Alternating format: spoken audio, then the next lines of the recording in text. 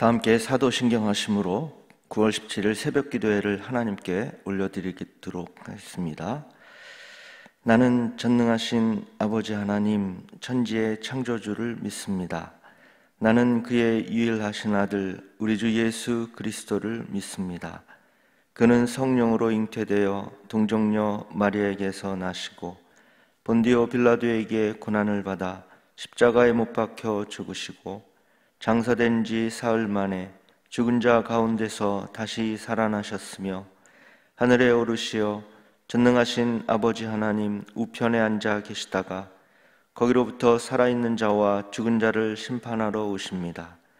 나는 성령을 믿으며 거룩한 공교회와 성도의 교제와 죄를 용서받는 것과 몸의 부활과 영생을 믿습니다.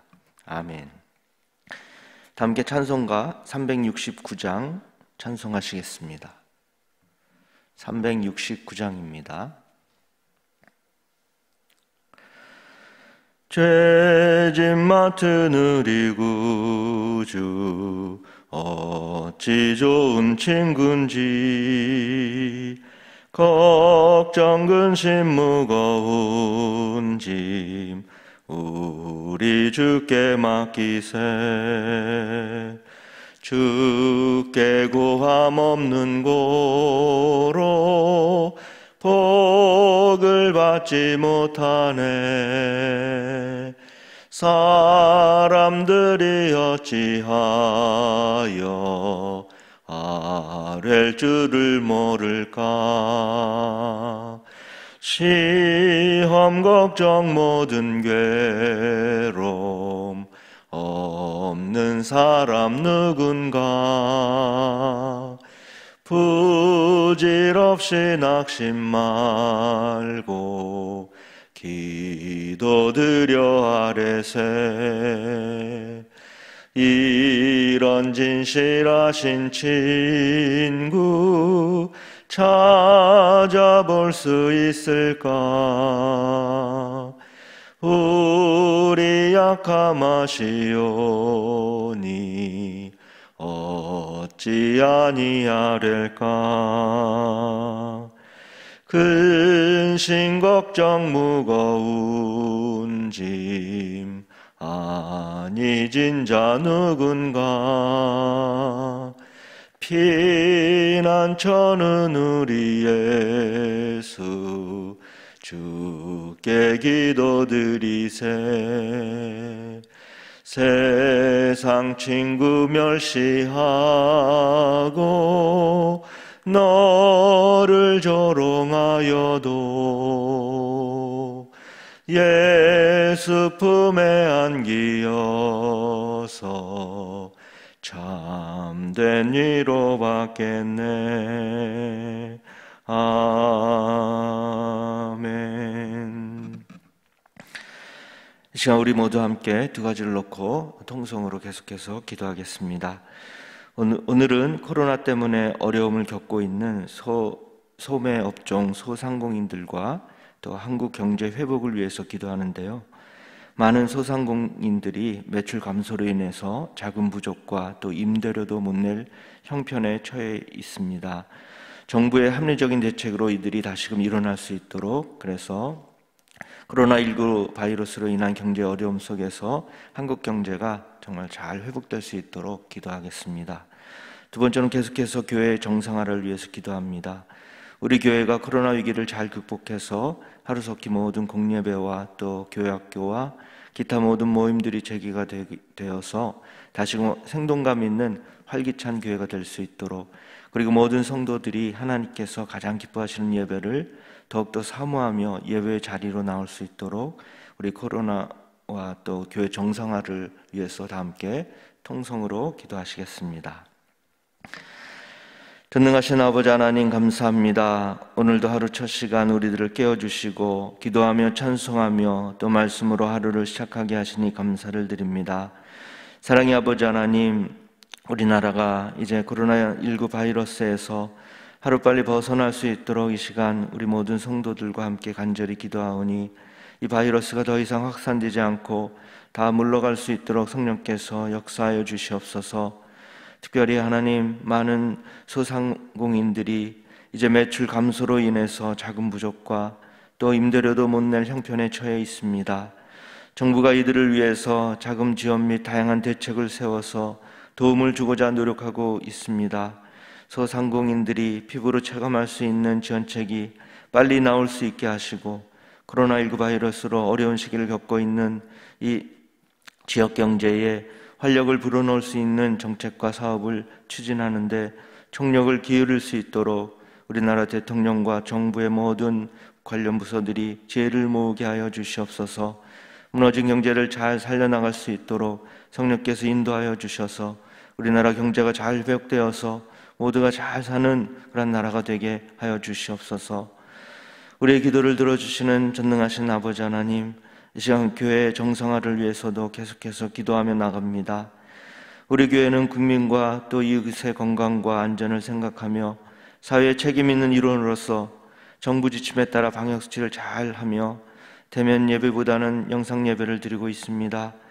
하나님, 코로나19 바이러스가 어서속히 다 퇴치가 되어서 이제 하루속히 모든 공예배가 재개될 수 있도록 인도하여 주시고, 특별히 하나님께서 가장 기뻐하시는 예배를 더욱더 사모하는 마음이 식어지지 않도록 우리 성도님들의 마음을 붙잡아 주시옵소서. 예배를 통해서 마음이 치유되게 하시고 하나님의 뜻을 알고 또 하나님이 기뻐하시는 삶을 살아갈 수 있도록 주님 역사하여 주시옵소서. 또한 모든 교회 학교와 또 기타 모든 모임들도 재개가 되게 하셔서 다시금 생동감 있는 활기찬 교회로 지역을 섬기며 주님의 기쁨이 되는 교회로 주님의 사랑을 전하는 부흥하는 교회가 될 수 있도록 성령께서 인도하여 주시옵소서. 이제 담임 목사님 단 위에 세우셔서 또 말씀을 대언하십니다. 성령 충만케 하시고 대언하실 때 아멘으로 받게 하시고 그 말씀 가지고 오늘 승리의 삶을 살아가는 우리 모든 성도들 되게 하여 주시옵소서. 감사를 드리며 이 모든 말씀 예수 그리스도의 이름으로 기도합니다. 아멘.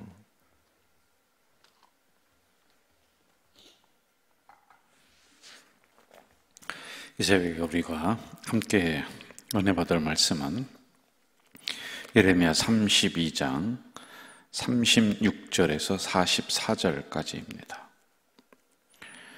32장 36절에서 44절 합독하도록 하겠습니다. 그러나 이스라엘 하나님 여호와께서 너희가 말하는 바 칼과 기근과 전염병으로 말미암아 바벨론 왕의 손에 넘긴 바 되었다 하는 이 성에 대하여 이와 같이 말씀하시니라.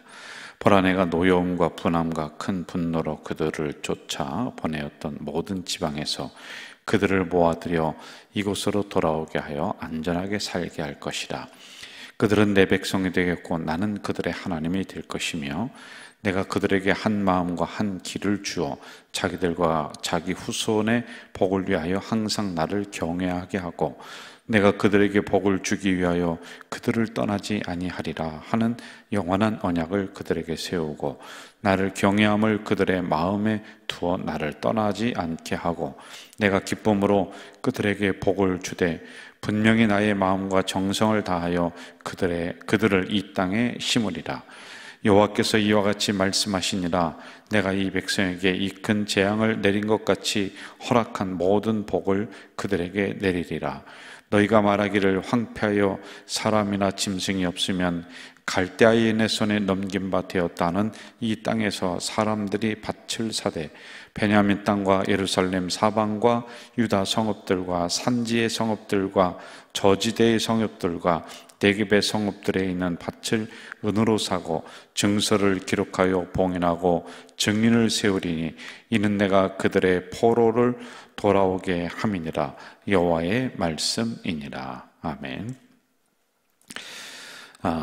우리가 지난번에도 제가 말씀을 드렸듯이 30장에서 33장까지는 그 안에 물론 심판도 기록이 되어 있지만은 희망의 메시지, 소망을 담아놓고 있고 회복을 담아놓고 있는 이러한 성경이 바로 30장에서 33장까지입니다. 36절과 37절을 보면 하나님이 무너졌던 예루살렘 성을 다시 회복시켜 주신다라고 하는 이런 희망을 말씀해 주고 있죠. 여러분, 우리가 예레미야를 살폈듯이 예레미야는 이스라엘이 망하기 직전에 기록이 되었던 성경입니다. 이스라엘은 누가 쳐들어와서 망했느냐? 바벨론이에요. 그렇죠? 1차, 2차, 3차, 어떤 학자는 4차까지 본다. 그래 이스라엘을 초토화시켰고 예루살렘 성을 다 무너뜨리고 성전을 더럽게 했다. 바벨론이 그랬습니다. 자, 그런데 바벨론이 아니라는 거예요. 여기서는요. 바벨론이 아니라 바벨론은 내가 그냥 하나의 사용하는 도구이지 결국에는 내가 이스라엘을 멸망시켰다. 예루살렘 성을 이렇게 수치거리로 내가 만들었다. 하나님이 그랬다라고 하는 이런 말씀인 것입니다. 너희들에게 기근을 주고 그리고 전쟁을 주고 전염병을 준 것은 바벨론이 아니다. 이것은 나 여호와이다 라고 하는 겁니다. 자, 그럼 무엇 때문에 그랬느냐? 우리가 이제 한번 그 정리를 해보자고요. 이 안에는 하나님의 분노하심이 담겨져 있어요. 왜냐? 하나님이 남편이 되었습니다. 그렇죠? 이스라엘은 부인이에요. 그런데 이 부인이 다른 남자를 쳐다보면서 살아요. 이게 이제 영적인 간음이다. 이렇게 얘기를 했습니다. 그리고 모든 지도자들이 다 타락을 했었던 시대이다. 그 예배라든지 절기라든지 이걸 놔버린 그런 시대입니다. 그러니까 하나님이 분노하셔서 예루살렘 성과 이스라엘을 회파시키셨다라고 하는 거죠. 자, 그런데 이제 36절부터는 그 하나님이 파괴했으니 회복시키는 분도 하나님이다. 무너뜨리셨으니 다시 이것을 건축하실 분도 하나님이다. 이걸 지금 말씀해주고 있는 거거든요. 예루살렘 성에서 백성들이 뿔뿔이 흩어졌습니다. 그러나 하나님은 다시 그들을 안전하게 예루살렘 성 안으로 들어오게 해서 거기서 살아가게 할 것이다 라고 하는 겁니다.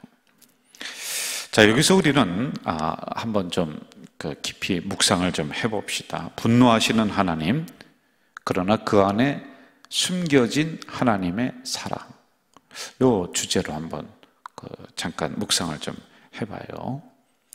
자, 하나님은 성경에 심판에 대한 이야기를 많이 해주시고 또 그런 일이 있었습니다. 소돔과 고모라도 불로 심판하죠. 노아 때도 물로 심판하죠. 이런 심판의 이야기들이 있어요. 그런데 심판을 하면서도 그 안에 하나님의 사랑이 담겨 있어요. 심판은 분명히 진노입니다. 완벽하게 무너뜨리는 거예요. 그런데 그냥 완벽하게 무너뜨리는데 씨앗까지도 다 무너뜨리면 그 다음에 일어설 수 있는 재료가 없거든요. 그래서 여러분, 소돔과 고모라 성에서는 룻의 가족을 이끌어내는 하나님을 볼 수가 있죠. 그리고 노아 때 물로 심판할 때는 방주를 만들어서 그 노아 가족을 그 안에 태우는 거예요. 거기서 살아나게 합니다. 이처럼 진노 속에 담겨있는 하나님의 은혜와 사랑의 그 씨앗들, 한 줄기 빛이 있다라고 하는 거예요. 저는 이것을 그루터기에 좀 비유를 하고 싶습니다. 저희 시골에는 수백 년 된 큰 나무들이 굉장히 많아요. 그런데 농사에 방해가 된다고 해서 이 그루터기들을, 이 큰 나무들을 다 변해버렸어요.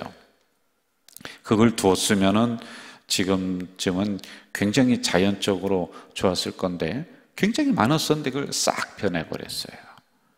그런데 이상하게 제가 어렸을 때 그걸 변했습니다. 완전히 밑둥까지 다 변해버렸어요. 그런데 그 남아있는 것이 이제 밑둥, 그루터기라고 합니다.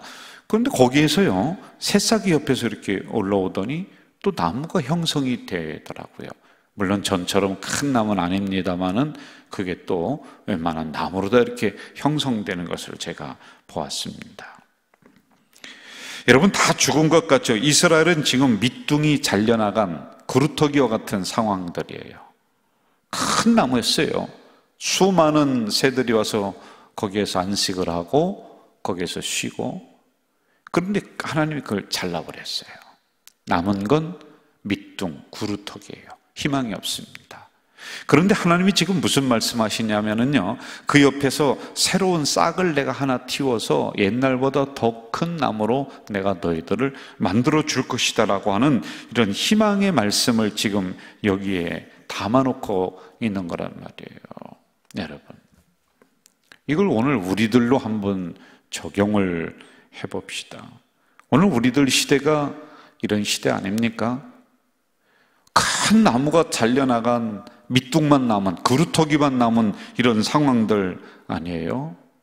뭐 안팎으로 그냥 내분이 일어나고, 또 외부에서는 강대국들이 우리 대한민국을 어떻게든지 먹으려고 하는 이런 상황도 오늘도 계속 일어난단 말입니다. 뭐 그냥 자기들 떼쓰면 다 된다라고 하면서 데모만 그냥 하는, 목소리만 크게 지르는 그러한 사람들도 일부에 있고요. 이 작은 나라에 뭐 진보냐 보수냐 뭐 양분이 딱 돼서 지금도 피 터지게 싸우고, 지금도 당파 싸움하고. 여러분, 지금도 당파 싸움하는 거 아닙니까? 무슨 이 작은 나라에 어디 출신이냐 어디 지역이냐를 가지고 이거 가지고서 지금까지도 그 근저에는 싸움의 근저에는 이런 부분들이 있는 것, 별로 희망이 없어요. 마치 이 대한민국이라고 그러는 큰 나무에 밑둥이 잘려나간 것처럼 희망이 별로 없단 말이에요. 이런 상황에서 우리가 어디에 희망을 걸어야 되나요? 정치? 이거 당신들은 잘하고 하세요. 예? 그러면 어디에 걸까? 학교? 희망을 둘 데가 없습니다. 교회도 희망을 별로 못 둘 것 같아요. 그러니까 다시 에레미야를 통해서 다시 희망을 좀 교회에 심어주기 위해서, 그리고 이 민족에게 심어주기 위해서 교회를 지금 깨우시는 하나님인 것 같아요. 왜냐하면 밑둥이 잘려나간 이 구루터기와 같은 대한민국에 다시 그 옆에서 새싹이 돋아나게끔 해야지만이 되거든요. 그래서 이 나무가 옛날보다 더 큰 나무로다가 자랄 수 있도록 만들어 줘야 되는데, 지금 이런 부분도 안 돼 있다라고 하는 거예요. 저는 그래서 이럴 때 항상 이야기하는 거예요.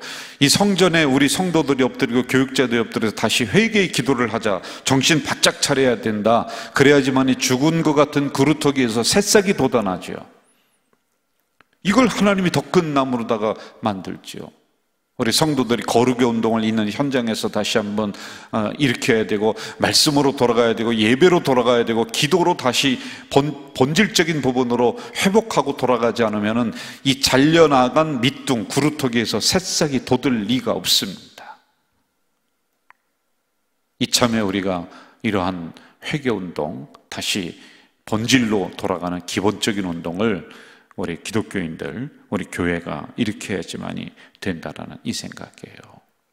지금 에레미야와 같은 마음 아닙니까, 여러분? 자, 38절부터 한번 좀 볼까요? 38절 제가 읽을게요. 그들은 내 백성이 되겠고 나는 그들의 하나님이 될 것이다. 아주 중요한 내용을 여기에 담아놓고 있어요. 자, 이 내용의 배경이 있습니다. 출애굽을 할 때 모세와 그리고 그 이스라엘 백성들이 나왔습니다. 시내 산에서 모세가 잠깐 없어졌을 때 이제 돌비에 새겨진 십계명을 받으러 올라가죠. 그런데 이 백성들이 안 보이니까 금송아지를 만들었습니다. 그때 하나님이 뭐라고 하시느냐면은 이 모세와 이스라엘 백성들에게 내가 너희들을 가나안 땅에 들어가게는 할 것이다. 그런데 나는 같이 가지는 않겠다. 너희들끼리 가서 한번 잘 살아봐라. 그 사건이 한번 일어납니다. 이럴 때 모세를 비롯해서 이스라엘 모든 백성들이 슬퍼하며 어떻게 했느냐? 자기 몸을 단장하지 않았어요. 그리고 죄를 뒤집었었습니다. 그리고 회개하는 회개운동이 일어났어요. 왜 그런지 아세요? 아무리 좋은 가나안 땅이라 할지라도 하나님이 함께하지 않으면 그 축복은 축복이 아니다. 이걸 알았기 때문에 그들은 이 음성을 듣는 즉시 자기 몸을 단장하지 않고 죄를 뒤집으시며 뒹굴며 회개운동이 일어나는 이 사건이 하나가 있었습니다. 자, 하나님이 완벽하게 회복시켜 주십니다. 나중에는요, 그런데 여기 언약을 지금 담아놓고 있는 거예요. 내가 너와 함께 영원히 동행할 것이다라고 하는 이 언약. 왜? 그 사건이 한번 있었기 때문에 이것을 배경으로 오늘 38절이 기록이 되어 있단 말입니다. 여러분, 우리가 이 지점에서 하나 또 생각을 이 새벽에 해봅시다.